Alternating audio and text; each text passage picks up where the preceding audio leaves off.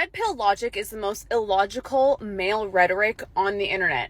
Let me explain. A lot of these guys come on the internet, on their podcasts, and talk about how women over 30 are undesirable, especially women over 30 who are single or who have kids. And they go on and on and on about this whole high value man thing, right? And to them, high value man is the money in your bank account. And Wrong as usual.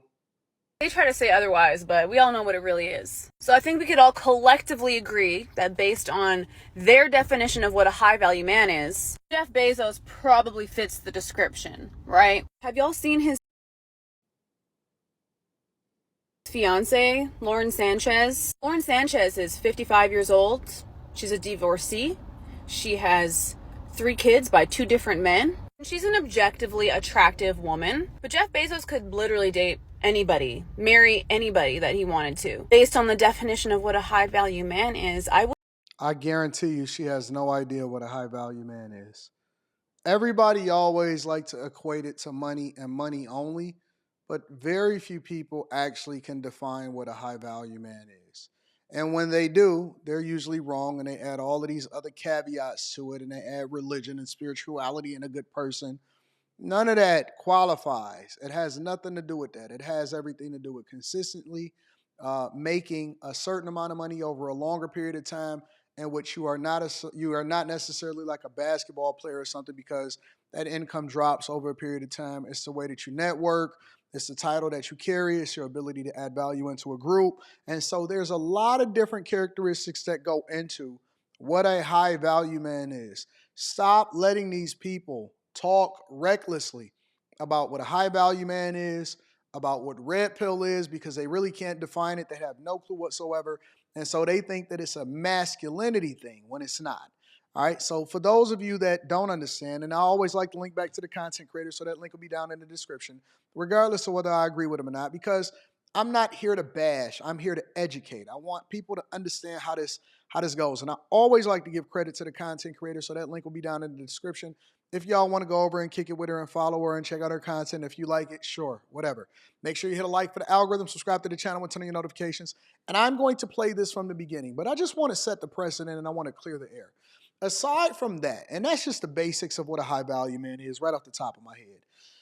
I always like to explain this to women because they don't get it. They think that red pill has something to do with an incel mentality. They think it has something to do with toxic masculinity. They think it has everything to do with anything that doesn't have anything to do with. Red pill is applicable to anybody. It's not even just for men, but it's primarily leveraged by men so that they make an informed decision when they're faced with opposition or they don't know what to do. It helps them to see the reality of the situation. It helps to show them the truth. And it could be applicable to everything. It could be financial, it could be political, it could be relationship wise, right? So I'll give you an example, right? Let's say from a financial perspective, right? You think that it makes sense for you to leverage debt in order to get rich. And on the surface, that may even make sense. But the reality is that it's consumer debt that keep you poor. It's not just debt in general. So the way that rich people leverage debt in order to continue to keep more money in their pockets so that they don't have to pay as much in taxes is much different than just blanket statement saying, hey, debt is good. I want to increase my credit score. No, your credit score is based off of your ability to be able to pay it back. It doesn't mean that you should use it all the time. It means that you should leverage it in order to expand things that you already have. So for example, you could take somebody that has equity into a company and they don't want to pull out that equity because then they would have to pay an egregious amount of taxes and then their income would go up significantly, which will put them in a higher tax bracket, only for them to be able to buy the things that they want. So instead, they say, well, you know what? I make a significant amount of money, but it's majority in equity, so that goes into my net worth. What I'm going to do is I'm going to take a loan against that instead of paying these egregious amount of taxes. I don't have to be taxed against money that's borrowed, so I'm going to use that money to buy the things that I want, and I can leverage my equity in this company in order to do so. So they're taking out debt, but they have collateral against it, which then allows for them to be able to leverage that to avoid taxes while at the same time legally purchase the things that they want. That is what you call leveraging debt. Okay, because they don't want to pay 50% in taxes because they live in this county or they live over here. The red pill of finances, or the reality of finances, is that this is the way that people use money in order to continue to get rich while at the same time avoiding giving more than their fair share over to the federal government only for them to give them to some social program that don't matter. And it can go on and on and on. And it's the same thing when it comes to relationships. When you start looking at the data and the statistics and you say, okay, well, women file for divorce the majority of the time, at least more than 70, 80% of the time. Well, in family court laws, they're advocating against updating family court laws, and they can leverage that against you. So if you're going to do it, then make sure that you get a prenup. If you get a prenup, then make sure that you hold on to it, or you give it to them more than 6 months prior to, and make sure that they get their own lawyer so they can't challenge it and say that I want to do it under duress, or they made me sign it under duress, right? If you do get a prenup, do you even want to get with this woman? Because if you get with a woman that then have kids, then her child's father will still have access to those children, right? And women that are above a certain age probably have been to a college, probably liberal, probably been indoctrinated, and also have slutted it out. Like, all of these things is just a reality. It's the truth. It doesn't mean that it should prevent you from doing whatever it is that you want to do, but you need to be informed before you make the decision. That way you can't blame it on anybody else, and you take ownership and responsibility of the circumstance. So I just wanted to give you a quick crash course, really quickly, right off the top of my head, a crash course of what it means to be red pill. It's derived from the Matrix. You can take the red pill and you can see exactly how far the rabbit hole goes, or you can take the blue pill and go back to La La Land and pretend like everything is cool, only to get your head cracked in because you're not paying attention to the nature of what things really are. You don't understand how hypergamous women really are.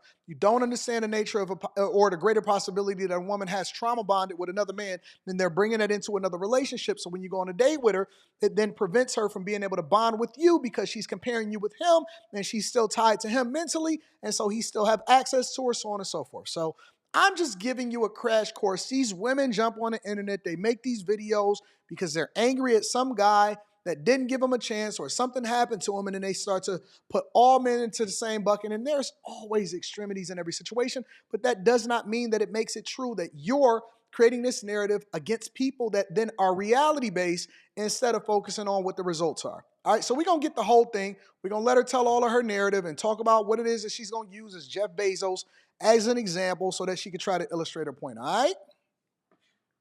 Red pill logic is the most illogical male rhetoric on the internet. Let me explain. A lot of these guys come on the internet, on their podcasts, and talk about how women over 30 are undesirable, especially women over 30 who are single or who have kids. And they go on and on and on about this whole high value man thing, right? And to them, high value man is the money in your bank account. And they try to say otherwise, but we all know what it really is. So I think we could all collectively agree that based on their definition of what a high value man is, Jeff Bezos probably fits the description, right? Have y'all seen his fiance, Lauren Sanchez? Lauren Sanchez is 55 And they always use some extreme version of the situation to try to qualify it. It's not years applicable. old. She's a divorcee. She has 3 kids by 2 different men. She's an objectively attractive woman, but Jeff Bezos could literally date anybody, marry anybody that he wanted to. Based on the definition of what a high value man is, I would assume that a lot of these red pill babies would aspire to be at the level of success that Jeff Bezos is at. But you see, here's the thing. With that kind of success comes logic. That kind of success comes sound reasoning. Because what the hell does a 55-year-old have in common with a 25-year-old? Like, look at the instance of Shannon Sharpe. He's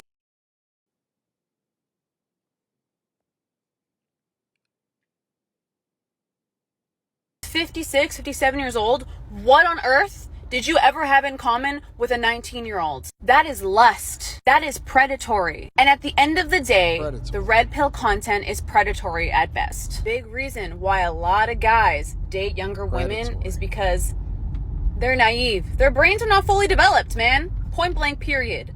So where does this woman steal all of her talking points from, fam? if you are running with guys who support red pill content,